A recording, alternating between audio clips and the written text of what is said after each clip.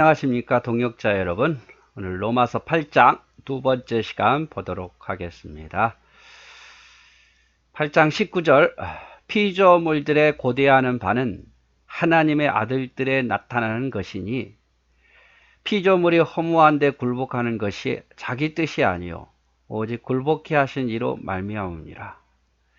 그 바라는 것은 피조물도 썩어짐의 종노릇한 데서 해방되어 하나님의 자녀들의 영광의 자유에 이르는 것이니라. 피조물들이 다 이제까지 함께 탄식하며 함께 고통하는 것을 우리가 아나니 이뿐 아니라 또한 우리 곧 성령의 처음 익은 열매를 받은 우리까지도 속으로 탄식하여 양자될 것 곧 우리 몸의 구속을 기다리느니라. 여러분, 죄는 누가 지었죠? 인간이 지었죠. 인간이 가장 하나님의 사랑을 받았고 에덴 동산에서 만물을 다스려야 되는 그런 권세를 받았음에도 불구하고 인간이 죄를 지었어요. 그런데 피조물이 어떻습니까? 함께 저주를 받습니다. 땅의 저주를 받고 식물도 동물도 모든 공중에 나는 새도 다 서로 죽이고 죽는 그런 고난을 받게 되는 거예요. 그런데 우리만 구원을 받기를 원하는 게 아니라 피조물도 고대합니다. 우리 하나님의 아들들이 바라는 것처럼 고대해요. 피조물들이 죄가 없음에도 불구하고 왜 그런 저주를 받느냐면 하나님의 자기 뜻이 아니고 피조물의 뜻이 아니고 오직 하나님이 그렇게 명령하셨기 때문에 모든 피조물 창조물이 인간 외의 창조물들도 다 고통을 당하고 있단 말이에요. 그래서 우리가 그런 고난에서 해방되기를 원하듯이 피조물도 그렇게 한다 그 말이죠. 그래서 21절에 그 바라는 것은 피조물도 썩어짐의 종노릇 한 데서 해방되어 피조물도 해방되기를 원한단 말이에요. 하나님의 자녀들의 영광의 자유에 이르는 것을 원한다. 피조물들이 다 이제까지 함께 탄식하며 함께 고통하는 것을 우리가 안다. 우리 때문에 인간 때문에. 설명을 좀 보면 죄로 인간만 저주를 받은 것이 아니고 내어 쫓기고 사망에 이른 것이 아니라 피조물도 저주를 받았습니다. 양육강식, 그 다음에 땅이 저주를 받았죠.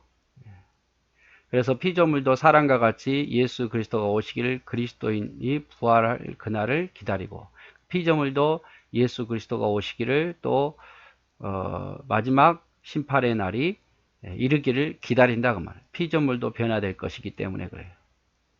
하지만 이것이 여호와 증인처럼 천상 지산 천국을 의미하는 것은 아니에요. 그러니까 여호와 증인들은 하늘의 14만 4천에서 천상을 이루고 나머지는 다 변화된 상태에서 지산 천국을 이룬다 이렇게 말합니다. 지구가 변화되어서. 그러나 우리는 뭡니까? 다 이 지구는 멸망하게 될 것이고 하나님 나라 천국에서 천년왕국이 이루어진다고 보는 거죠. 우리 역시 우리 몸의 구속을 기다립니다. 그렇죠? 마라나타 주 예수여 오시옵소서. 주님을 기다리는 마음. 자, 우리가 소망으로 구원을 얻었음에 보이는 소망이 아니니 보는 것을 누가 바라리요. 만일 우리가 보지 못하는 것을 바라면 참음으로 기다릴지니라. 자, 우리가 소망으로 구원을 얻었음에 소망으로 이 소망은 뭡니까? 믿음, 예수 그리스도에 대한 믿음, 그런 것으로 구원을 얻었어요. 그런데 이것은 보이는 겁니까? 안 보이는 겁니까? 믿음은 보이는 게 아니죠. 천국도 지금 보이는 것도 아니고 하나님도 보이는 것도 아니고 이 보이지 않는 이 소망으로 구원을 얻었음에 보이는 소망이 아니니 보는 것을 누가 바라요? 보통 세상은 보이는 소망이잖아요.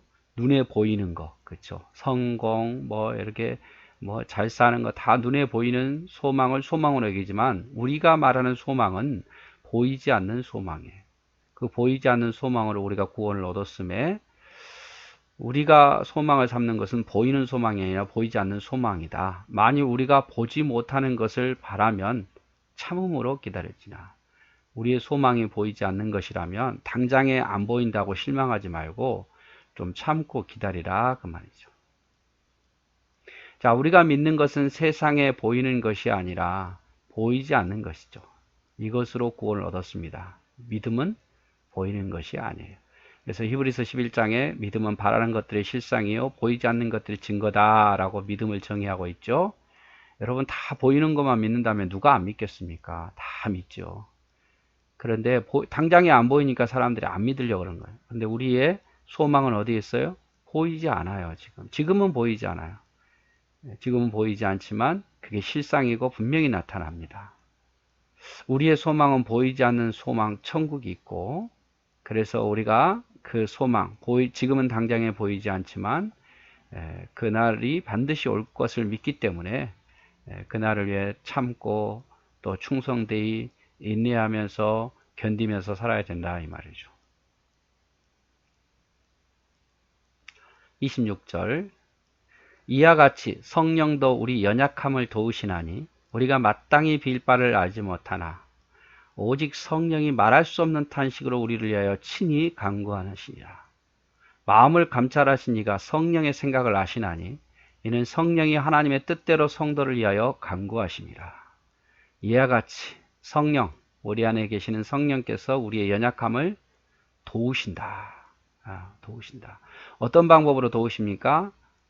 우리가 알지 못하는 것까지, 우리가 알지 못하는 것까지, 우리가 어떻게 기도해야 될지도 모르는 것까지도 도우셔서 우리를 위해서 탄식하는 마음으로 기도하신다. 이 탄식이라는 것은 사랑의 마음으로, 정말 어떻게 있잖아요. 우리가 애처롭게 여기는 거 있잖아요. 정말 사랑하는데 꼭 이쪽으로 갔으면 좋겠는데 반대쪽으로 할 때 그 마음이 있잖아요.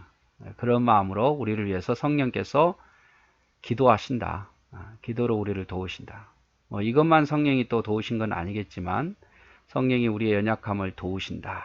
우리가 마땅히 무엇을 기도해야 될지도 알지 못하지만 성령이 말할 수 없는 탄식으로 우리를 위해서 기도하신다. 마음을 감찰하신 이가 성령의 생각을 아신다. 마음을 감찰하신 이 하나님께서, 성부 하나님께서 성령의 생각을 아시고 또 성령도 하나님의 뜻대로 성도를 위하여 간구하신다. 그래서 하나님도 성령의 생각을 아시고 성령님도 하나님의 뜻을 아세요. 그래서 성령과 하나님은요 따로 떼는 게 아니라 각자 다를 수가 없어요. 설명을 좀 제가 설명해 볼게요. 성도들은 험악한 세상을 믿음으로 살아가기에 너무 연약한 존재예요. 너무 연약하죠. 그래서 성령이 우리의 연약함을 도와주십니다. 탄식함으로 대신 간구하고 예수님도 중보기도 하신다 그랬잖아요. 우리를 위해서 하늘 보좌 우편에서.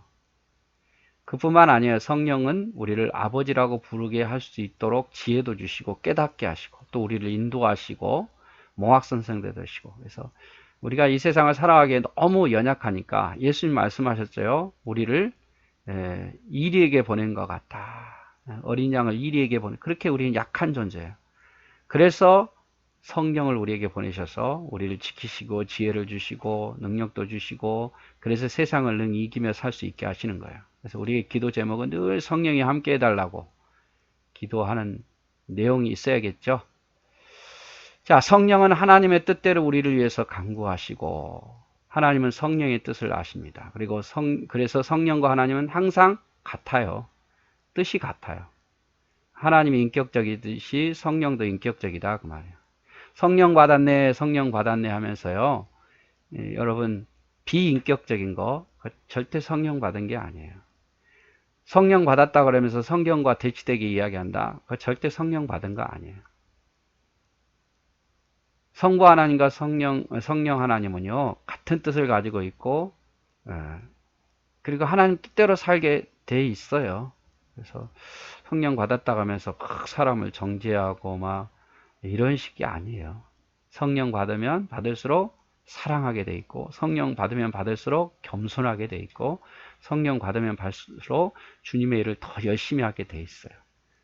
성령 받았다 하면서 미워하고 성령 받았다 하면서 자기 생각대로 하고 이게 아니에요, 여러분. 그건 성령 받은 게 아닙니다.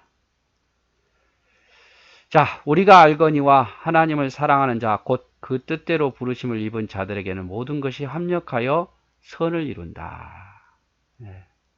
하나님을 사랑하는 자, 뜻대로 부르심을 받은 자, 하나님 백성은요, 하나님 사랑하시기 때문에 모든 것이 결국에는 합력하여 선을 이루신다. 결국 선한 길로 하나님 인도하신다 이 말이에요. 하나님이 미리 아신 자들로 또한 그 아들의 형상을 본받게 하기 위하여 미리 정하셨으니 이는 그로 많은 형제 중에 맏아들이 되게 하려 하심이라. 하나님이 미리 아신 자, 예정된 자들을 미리 정하신 이유가 뭐냐? 하나님의 형상을 본받기 위해서요. 그래서 내가 예수 믿는 그 순간부터 하나님 나라 갈 때까지 점점 주님을 닮아가야 된다 그 말이에요.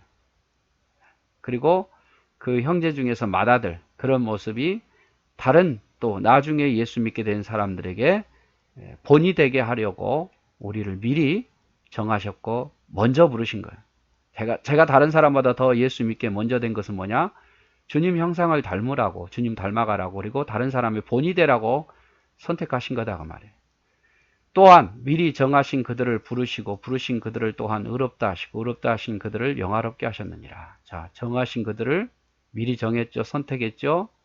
언젠간 소명 부르십니다.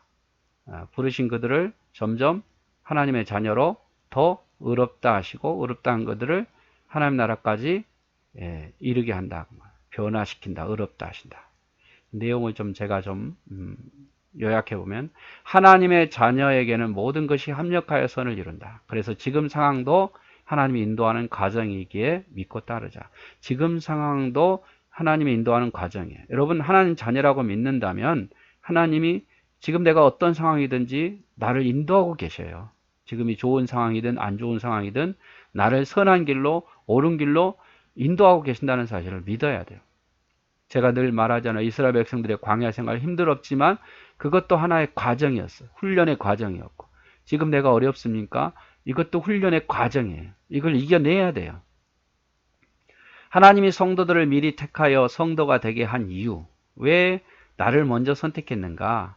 하나님의 형상을 본받으라고. 그래서 맏아들 되게 해서 이제 두 번째, 세 번째, 그 다음 예수 믿는 사람들의 본을 받게 하기 위해서. 그래서 내가 정말 신앙생활 잘해야 돼요. 그래야 다른 후발 주자들도 나의 모습을 보고 이렇게 신앙생활 하는구나 라는 것을 알게 하는 거죠. 오늘 바울은요, 성도들의 생애를 하나님 택하신 다음에 언젠가는 부르시고, 그 다음에 그를 하나님의 자녀라 칭해 주시고, 그리고 이제 하나님 나라까지 인도하는 단계로 말했는데, 신학자들은 이거를 더 9단계로 만들었습니다. 하나님 부르시고, 그 다음에 이렇게 거듭나게 하시고, 그리고 이제 회개하게 한 다음에 믿게 하시죠. 그리고 이제 하나님 자녀로 인쳐주시고, 그 다음에 이제 점점 이제 자녀 삼아주신 거, 수양, 양자 되게 하는 거고, 그 다음에 하나님 자녀로 자라게 하신 거, 변화되게 하시고, 그리고 하나님 자녀로 인도해 가시고, 그리고 이제 마지막 하나님 나라 영화의 단계까지 9단계로 되어 있습니다만은 소중해 및 소중해신, 칭수, 성견, 영 이렇게 제가 외웠던 생각나요. 신은 믿음을 말하는 것이니까. 그래서 오늘은 이제 로마서 8장 중요한 부분들을 봤는데 성령의 도우심으로 우리가 하나님의 자녀가 되었다. 성령은 결코 하나님 뜻과 반대되지 않는다. 그리고 우리를 먼저 택하신 이유는 주님을 닮으라고, 그리고 다른 사람의 본이 되라고, 그리고 하나님은 우리를 택하시면 하나님 나라까지 무사히 인도하신다는 사실. 여러분 이걸 꼭 기억했으면 좋겠습니다. 그래서 오늘 중요한 부분은 이건 것 같아요. 아무래도 하나님 미리 정하신 그들을 부르시고, 부르신 그들을 또한 의롭다 하시고, 의롭다 하신 그들을 또한 영화롭게 하셨느니라. 요거는 여러분 꼭 기억했으면 좋겠습니다. 네, 사랑하고 축복합니다.